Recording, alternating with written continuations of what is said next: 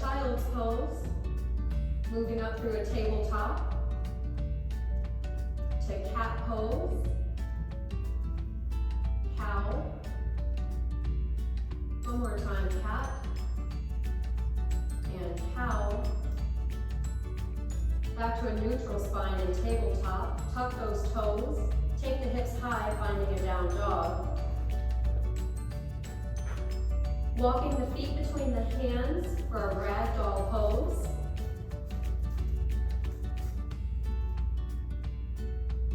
Releasing those arms, rooting through the feet, stand to rise, mountain pose. Exhale back down, forward fold. Halfway lift is an inhale. Plant those hands, step back, high plank. Shift forward, lower halfway down on an exhale. Up dog is an inhale. Down dog is an exhale, hips go high. Lift up all those toes, bend the knees. Big step forward between the hands. Forward fold, stand and rise, mountain pose. Sinking the hips on an exhale, we find chair pose. Inhale. Exhale, forward fold. Halfway left of an inhale. Forward fold, exhale. Plant those hands, step back. Shift forward, lower halfway down, and flow through up dog to down dog. Right leg lifts on an inhale. Step that foot between the hands. Stand and rise, crescent lunge. Exhale those hands down, runner's lunge to a low lunge twist. Exhale that hand back down. Inhale back to crescent. Exhale, warrior two. Pivot on the back foot, arms go wide. Inhale, reverse your warrior. Exhale, extended side angle. Inhale, reverse. And our exhale takes us all the way through. Plant the hands to either side of that foot. Step back and flow through. Up dog. Exhale, hips go high, down dog. Child's pose. Hey guys, Christina here with Varel. We're back for week 2 of this Akron running project here on Fridays, continuing the yoga series with you. So today we're going to add on to our flow that we talked about and went through last week in the video prior. We added some moves and some yoga poses that we're going to continue to break down today. So grab your mat, bring your friend, and let's get started. All right. So we'll start by breaking down chair pose for you and really set up the posture and the position and talk through some of those benefits of it. So Varel will start in a mountain pose. Good, and an exhale will take him down into chair pose. So he'll sink those hips. You see that his feet are together here in this particular pose, which is working a lot of strength through his thighs here. His knees, I want you to think about like a sheet of paper. You should still be able to slide that sheet of paper in between the knees there, so they're not, you're not caving in here. Everything is active and engaged. However, I do want to address here, Varel, go ahead and step your feet out. For some people, it might be more comfortable for you to take a chair pose with your feet more shoulder width apart. That's not how it's traditionally taught in a yoga class, but if that works better for you to help you get into the posture, then that's perfectly fine, okay? I am going to have you step back to feet together for that traditional chair pose. And if you could, let's turn to the side so we can show them what's going on from a side angle here. So again, inhale, arms up. Exhale, down to chair pose. Good, so we can see here, again, a nice strong core. There's nice alignment here in his spine, all the way down through that tailbone. Arms are up and parallel along his ears. Everything facing in like we talked in some of those other postures. And we get a lot of questions about how low should your chair be? Does he need to sink lower? It is kind of a personal preference, but what we want to be aware of, so if we're going to sink lower like you just did, we want to be aware of how far forward that chest is tipping, and then also the arch that's going on here in the spine, because remember, we do want a neutral spine here. So if that means that you're more upright in your chair, then that's perfectly fine, okay? So it might take a couple of tries of seeing how low you need to go to get the posture that's needed for an appropriate chair. And just to add on to what Christina said, Christina, can you go into chair from the side position? This is where it gets a little bit dicey as far as when some people go through their chair and this back extensor. So you turn these on and you actually lock the spine, and therefore you overuse your thoracic muscles and down into your lumbar spine. Another thing is where Christina should have her weight should be through her arch. If she goes down low and she puts her weight through her heels, the body must find equilibrium. It's going to arch more in the back. If she goes to her toes, the body will do the opposite and kind of round. That's just how it's trying to find its balance. So if your goal is to get lower, that's fine. But if you go low and you're arching and these muscles are on, you're actually turning on muscles that shouldn't, you can't breathe. So therefore, the pose look great, but the spine is no longer in neutral. All right, we're gonna start from our lunge position, crescent lunge, and we're going to drop that knee. And this is a modification that you can get. Let's say if it's too much stability and too much shaking to hold yourself up, this is still in line. This is a typical stretch that I would give as a physical therapist, and the arch is still loaded. So you still have this centrated foot. The knee is right over that second toe, and it's still in line, and Christina's getting a stretch here. So if it's too much to hold up, this is a great modification. So Christina's hands will come down to the mat, and we'll do a low lunge twist. So she'll come back up, her knee will lift just a little bit back up, her toes will tuck under. So everything is upright. You wanna try to get to your fingers straight up. If it's too much, then just start a little bit more here. And on inhale, you'll try to lengthen a little bit more, and exhale, you'll do your little twists. Just a little bit more, okay? In this position, she's still getting here. Like we said last week, this is still fantastic for this first ray. It needs to be mobilized, the extension, so you can have that push off. And from here, the arm will go back down. So once again, from here, she's a low lunge twist. She'll open back up. Fingers nice and spread. On inhale, she'll try to lengthen. And on exhale, she'll twist just a little bit more. Reach that spot, but don't over twist. So we'll go back down, low lunge. We'll drop the knee for a modification. From this position, her toes will lay flat. Now Christina will tuck her toes under and rise back up to crescent. And then if I could real quickly, Varel, something that I have heard a lot in classes that I've taken is what goes on with this knee when you're in that low lunge twist. So would you mind taking that position quickly for me? You want my knee up or off the mat? You can have it off the mat. So what we want to be thinking about with this front knee, so go ahead and take the full rotation here. And what we want to be thinking about with this knee is engaging these muscles enough in the leg that the knee is not flopping open. So Varel, show how it would flop open. Okay, now bring it back. Find that centration through the foot like we talked about. So we want to be thinking more chest to knee or knee to chest. Not that we're necessarily pulling that knee in towards our chest, but that our muscles are engaged enough that that knee is staying right in line where it needs to be for this pose.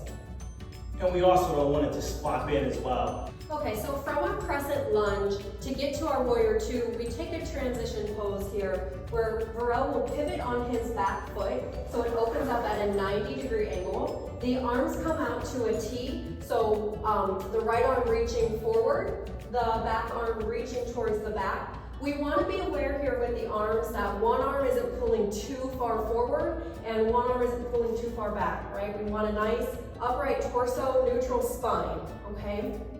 Arms are also shoulder level, so we want to be aware of that, keeping the shoulders nice and relaxed and not crunched up like he has them here, but nice and soft and relaxed, okay? So let's talk about what's going on in these legs here. So if I come around here, we have a lunge in this front leg, so we want the knee right over top of that ankle in alignment here. We want our entire foot placed on the ground as we see that he has it.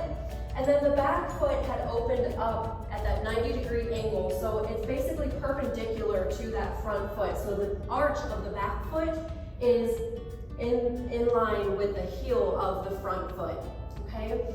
And then with the front knee, similar to how we talked about a little bit in the clip with the low lunge twist, we also want to be aware of what's going on with this knee. We want our inner thigh muscles to be active enough that it's keeping that knee right in line. When it's not engaged, that knee has a tendency to come inward and cross over that big toe, and that's not what we want here. So we want these muscles turned on and engaged so it keeps that knee where it needs to be. So we have a lot of active strength going on here in this front leg. In the back leg here, we have lengthening, and this is where we're starting to get some of the stretching. Thank you. So what to think about with this back leg is we want to be pushing down through the outside pinky toe edge of this foot so our arch isn't collapsing on the inside of that foot. And if you aren't familiar with doing that with your foot, it's going to take some time, but I want you to think about it and try to do that a little bit. We want to actively be engaging all the way down through the outside edge of this foot so this inside arch is lifted up off of the ground. And just to add on what Christina said, in that position, you want your muscles to co-contract. Yoga is so beautiful because isometrically, you're holding these positions, and these muscles on the outside must work together on these guys, and if they don't, that's when you have the issue and the imbalances, and most people, mainly runners, will have tight adductors and they may be pulled in. So you think and focus on the IT band so much and the symptoms that happen on the outside. In reality, these got to be lengthened to hold, and they both will co-contract to keep your leg right over your ankle, or knee over your ankle. All right, so a different view, our frontal plane of our Warrior 2, where we're looking at how Christina is aligned. Knee, once again, is right over that second toe, right in line. It's not too far forward. It's just here. It's stabilizing this whole chain. And this side is nice and long, so you're getting a good adductor stretch, the inside of your muscles, while stabilizing here. So yoga, once again, it's stability, it's mobility, and it's flexibility as well. So you have those concepts in this position as a Warrior 2, and it's one of the first opening that you will get in our series that we're teaching when you really open up on the hips. So from here, we're going to reverse our warrior. So basically, Christina's arm will go up, a very, very good side stretch. So the really big benefit of this guy is this is being stretched as Christina reaches. So I usually tell people in my yoga classes to really breathe here. We breathe so much with our chest. We breathe a little bit with our belly, which is better, but the most important, the most beneficial breath is actually how a baby breathes, which is the stomach, lower abs, our sides, and into our back. It's 3D breathing. So she can get the stretch. This is a really good stretch for low back pain in runners. It's called a QL. It's a deep muscle in the low back, and you're getting that stretch when she reaches in this reverse warrior. So sometimes it's part of the flow where you're just reversing through. I love to hold it, so when you guys are at home, hold it for about 5 or 6 breaths and really focus on from the armpit down, breathing out towards here and here, expanding 3-dimensionally versus just your chest, versus just your belly. Try to combine it. So from a reverse. Real quick, I'm gonna jump in here real quick. Something to note, the legs haven't changed. So from Warrior 2, our leg position hasn't changed. So that's something that sometimes people will take their reverse warrior and think that that leg comes back with them. That's going into something called a reverse triangle, so a completely different pose. So we want to make sure we're maintaining the strength in that front leg, the length in the back leg as we reverse back, and we're holding that there. And if you hold for the 5 breaths that Pharrell just recommended, you're going to start to feel a burn in this front leg because you're holding a deep lunge the entire time. And you're stabilizing through this, so you must move from this part. So both aren't rolling together. So that was a really good point, Christina, for sure. So you're stabilizing, and now the body can stretch from a stationary leg or stabilized leg. So therefore, we'll go into a side angle. Arm will go straight up.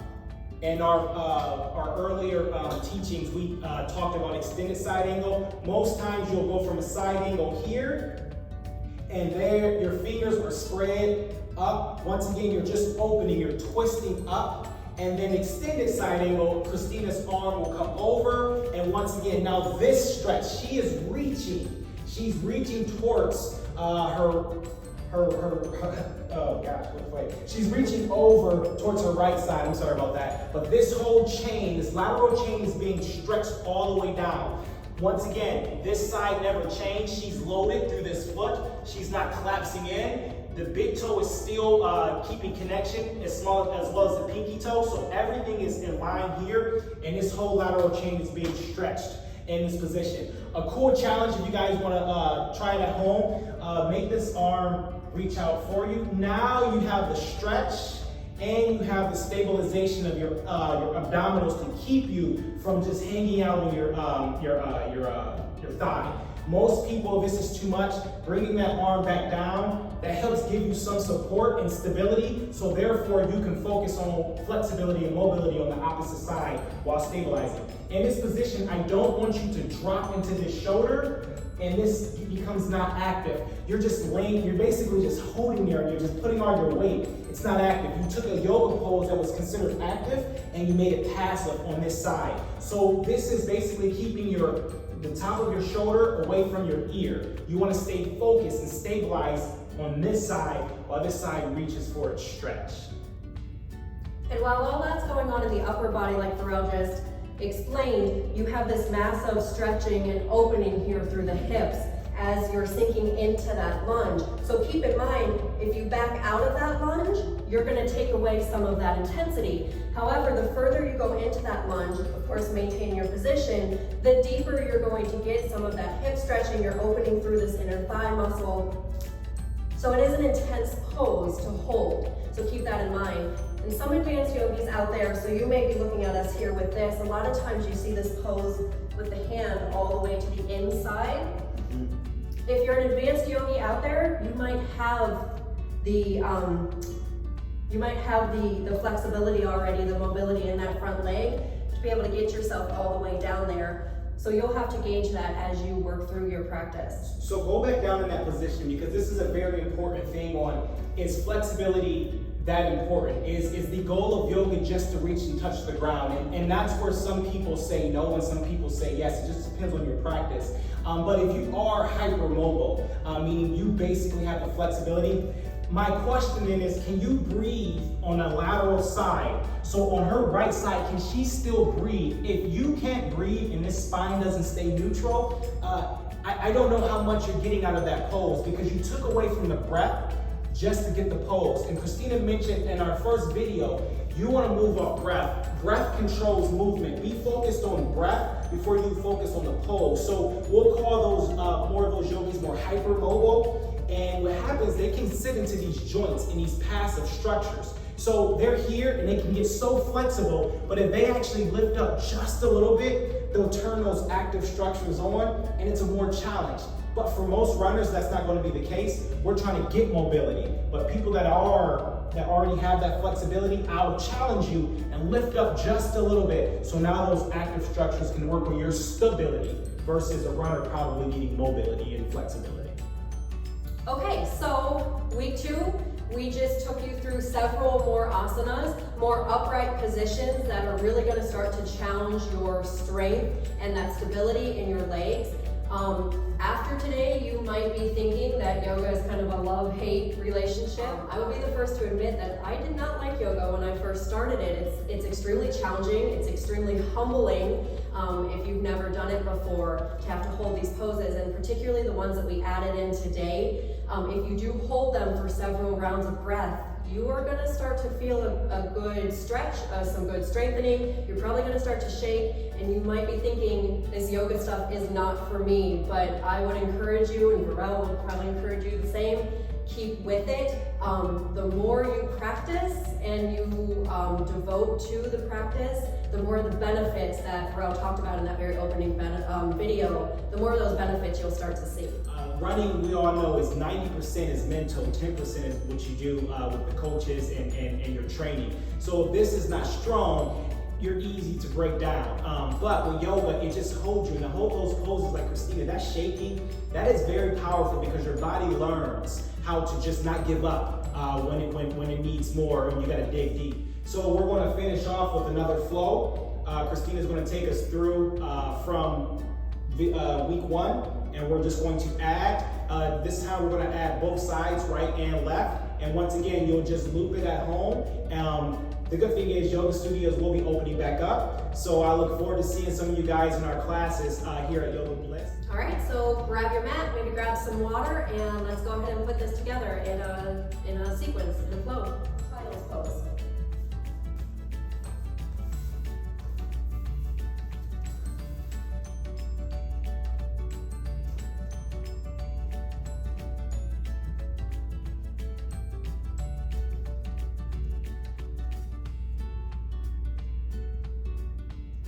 And keeping in mind that child's pose is your opportunity to really come into that breath work.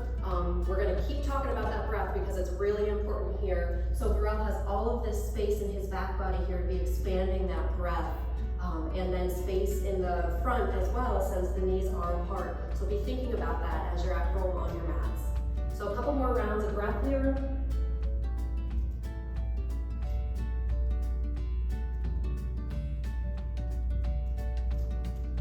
And allowing an inhale to bring you up from tabletop position. So bringing those knees in line with the hips, wrists in line with the shoulders, and we take our cat pose, so push that ground away, top the head, round through the shoulders. And reverse on an exhale. One more time, cat pose.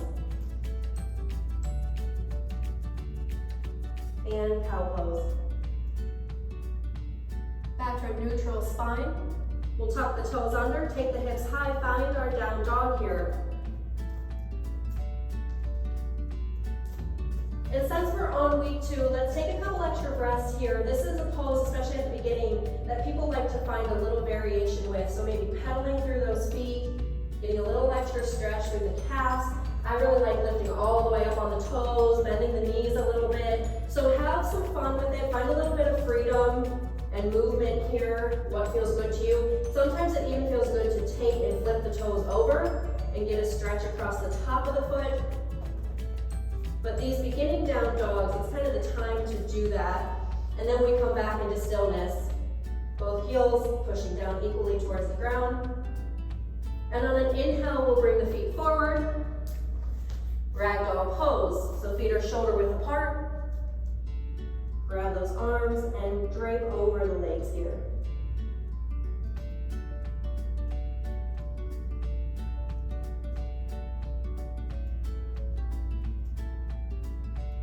We'll release the arms. Inhale to rise all the way up to mountain pose. And exhale, chair pose. So remember, you have 2 options with your feet here. Either bring the big toes together or keep your feet shoulder width apart. Only sink the hips as low as you can so you maintain a neutral spine. On an inhale, I want you to think about lengthening all the way up through those fingertips. And an exhale will take you all the way through forward fold. So straighten those legs, bring the hands down towards the ground. Inhale, halfway lift. And exhale, plant the hands and step back. Shift forward, And exhale, lower halfway down. Up dog is an inhale. Down dog is an exhale. Right leg lifts on an inhale. Step forward between the hands. Remember, take a moment and set up your feet. Make sure that you are pushing down equally through all points of that front foot. Once you feel stable, we inhale, rise, crescent lunge. Remember, crane pose. So right here, this is an option for you too. If it helps you to feel more stable through this pose, you can lower that back knee. Otherwise, we're here at crescent lunge. Inhale, lengthen. Exhale, low lunge twist. So we'll bring those hands down. Left hand stays planted. Right arm will reach up. Lengthen through the fingertips. Exhale that hand back down. Inhale, crescent lunge.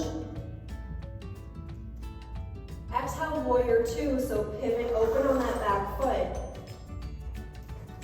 Sink through that front leg into that lunge. Arms are out on a T. Your gaze here is actually out over your front fingertips. That's where you want to try to maintain your point of vision. Inhale, reverse your warrior. Exhale, side angle. You want to take it to extended side angle. You'll extend the arm over top of that ear. Yeah, maybe play around with that extra stability in the core that Varel talked about. Inhale, reverse. And exhale, flow through. So plant the hands, step back, high to low, up to down.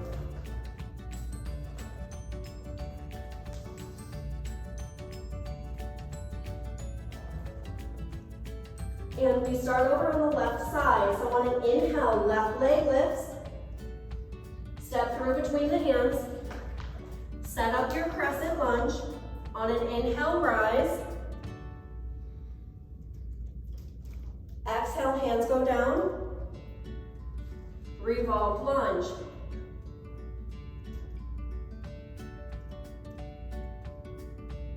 Hand comes down. Inhale back to crescent lunge. Exhale, warrior two.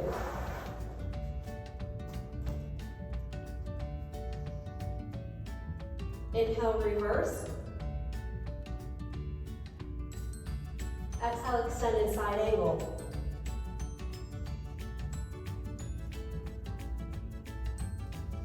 Inhale, reverse. And exhale, flow through. Plant those hands, step back, high plank. Low plank. Inhale to up dog. Exhale to down dog.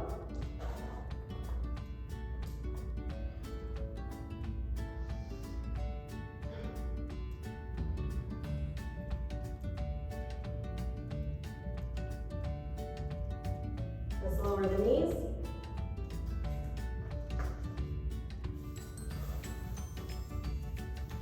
So that's the full sequence up to this point with all the poses that we have shown you. You would at that point start back over at the beginning of your mat or chair and go back to the right side and redo those poses. And remember, you can play around with how many rounds of breath you hold each pose. The longer you hold the pose, the more breath you put into it,